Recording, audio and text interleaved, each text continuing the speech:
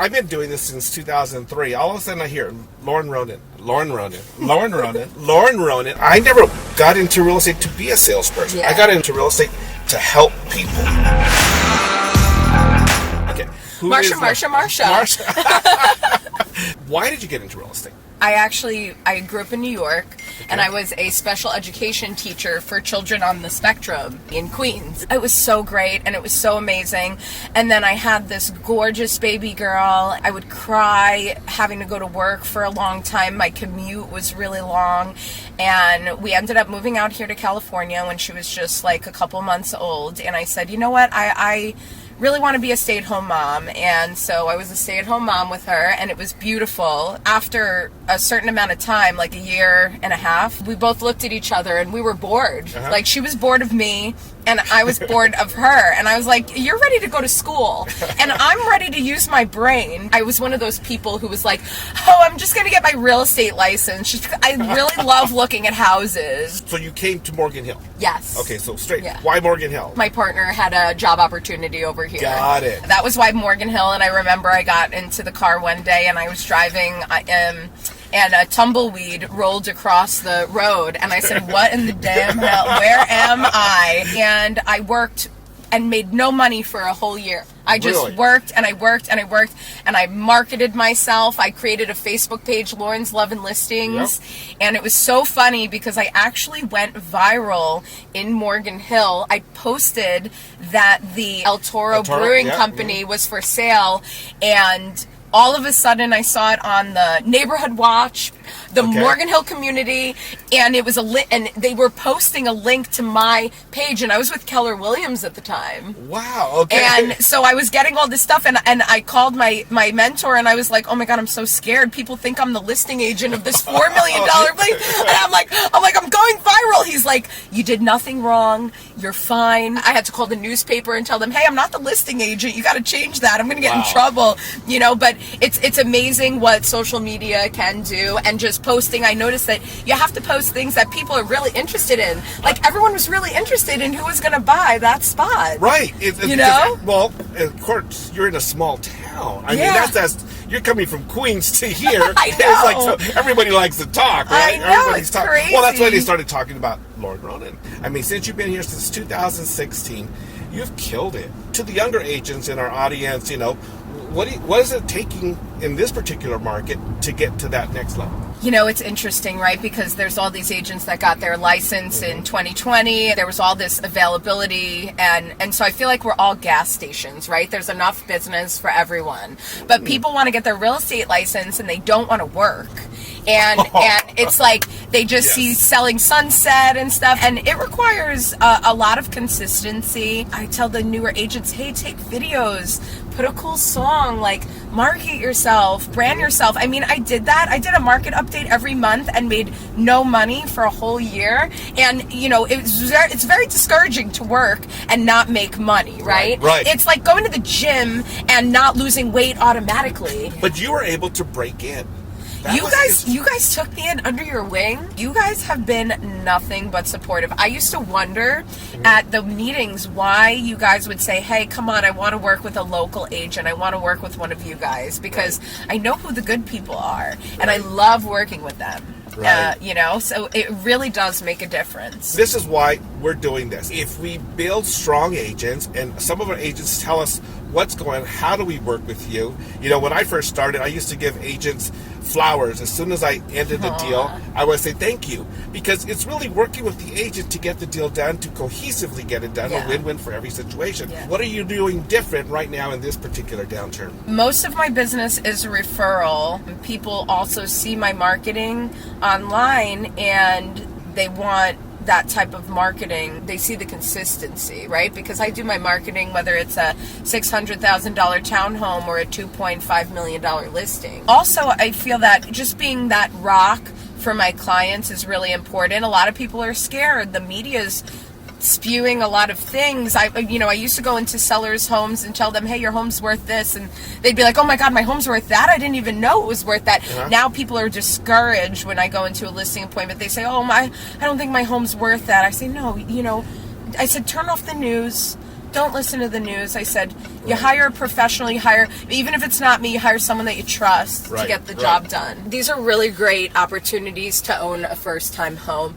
And so I think that a lot of what you find with people is they want this dream home, and a lot of people are skipping their first time home, and it's so important that I tell people, hey, live in this for a little bit, make some money, and then we put that towards that second home. Yes. So that's what I love, upgrading people. You know why that happened? I think why it happened is that during our upturn, you saw everybody going for their dream. Yeah. Right? The interest rates were so great. Why not miss that opportunity of your first house? Yeah. Which I think really brought buyers into a mindset that, oh, I don't need that first house. Yes. I'm not going to make any money because we're in California and the house is too expensive. No, that's key. Yeah. Let's get back to investment, understanding what is a great ROI, right? Return of investment. You know, I want to take you back for a moment to your New York life. Who was Lauren Ronan back in Queens? Well, I grew up actually in Long Island. Oh, Long Island. So I grew up in so I grew up in Long Island. Grew up very fortunate and very blessed. My mom did not grow up with money, so she always made me work. And even though I grew up in a rich area, I always worked from age 12. Really? And okay. I was a camp counselor. I was a teacher's assistant. Like, I always loved working with children. But I lost my mom at when I was 21. Oh, wow. So my mom passed away in January of 2009, and then I actually lost my best friend to a brain aneurysm, and she was 21 as well. Wow. So even though I've had a very blessed life, I have been through hardship, and I you know, it's cliche, but you know, everything happens for a reason, and also, like, what doesn't kill you makes you stronger. So I do feel like I've suffered a lot of loss for how old I am. So I feel that I'm very compassionate when it comes to people's grief or emotions, or, you know, sometimes people are grieving their houses, you know. So, no, and so I can understand that. Wow. Okay. So see, and I like that you're bringing something into real estate that sometimes people forget. They think that you just slap a sign in the yard and then it sells. But no, it's about building relationships. That is key right now. Where do you think real estate's going for you right now? You know, I just started a team in 2021. I never worked on a team, so I kind of had to learn how to be a leader. But I can actually enjoy time with my family and vacations because of my team. And they all bring qualities of certain aspects that I lacked. I used to teach this, and I'm still teaching this. It's about Maxwell. John Maxwell teaches regarding your leadership abilities, right? Show me a stronger leader. I'll show you a strong, successful person. Yeah. So if you're a leader, let's say from 1 to 10, and you're saying your leadership level is an 8, that's how successful you're going to be on the chart. So if you look at the chart, a 10, an 8 is going to be an 8 and successful. I want to know what I'm going to be. I want to take that test. Well, you know, the reality is, what type of leader are you? And that's why we build on leadership. Build in your community, build in serving your community, building that particular person, which is you as the leader. And that's key. I think your success is going to come even greater because you are building your leadership skills. I think I'm a good leader also because I don't only like success for myself. I love when other people are successful. When other people succeed, it makes me so happy. And that's why I think I love this business. I feel like I'm addicted a little bit because I've managed to help people retire, you know, walk away with a lot of money to put towards their second home. I just love making people money, and I love making people memories. So if I'm making my clients memories and money, I feel so good. That is huge. Yeah. I mean, that is huge as a realtor in getting into this business. We see people that just want to get into business to make money. If you're doing it for the money, then it's just such a turn off for me. Because there's so many other things. I'd rather have the sale under my belt and have someone walk away with $500,000 than me even get paid. Like, love it, because guess what, that person will refer me to their parents, their cousins, their brother, their sister. I mean, I have moved full families out of the area, upgraded them. You know, once you do good business for one person, it's like a trickle effect. Sure. So When you close the deal, what kind of feeling do you get when you're closing the? I know you're earning income for your family, but is there something beyond that when you close that deal you feel? My favorite thing about closing deals is the thank yous I get from my people. Like, just, the thank you. Oh my gosh, it was that easy. That's it. It's over.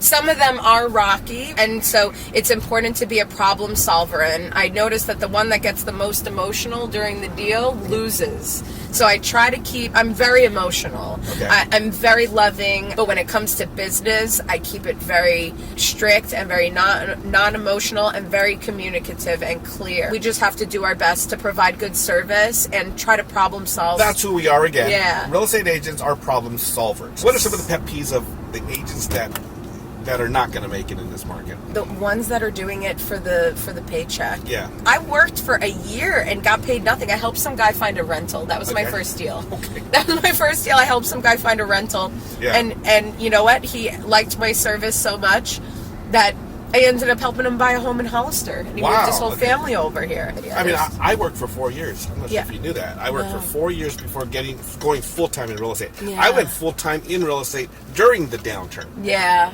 But that's when I knew. What did you do? I did short sales. Okay. Short sales. And I did everyone's short sales, whether other agents. Okay. And they didn't realize one thing. People were going after all the foreclosures during that time, 2007, 8. I wasn't a foreclosure guy because I just had the heart not to take people out of their home. Okay, yeah. I wanted to help save those homes, so I got into doing short sales. In that return, I started doing short sales in Los Altos, Saratoga, here, Cordoval, different places. Agents would call me, hey, can you do my short sale for me? Yeah. Well, they forgot one thing, is that when those clients get out of that house, they're going to come back. Yeah. And guess what? America always bounces back.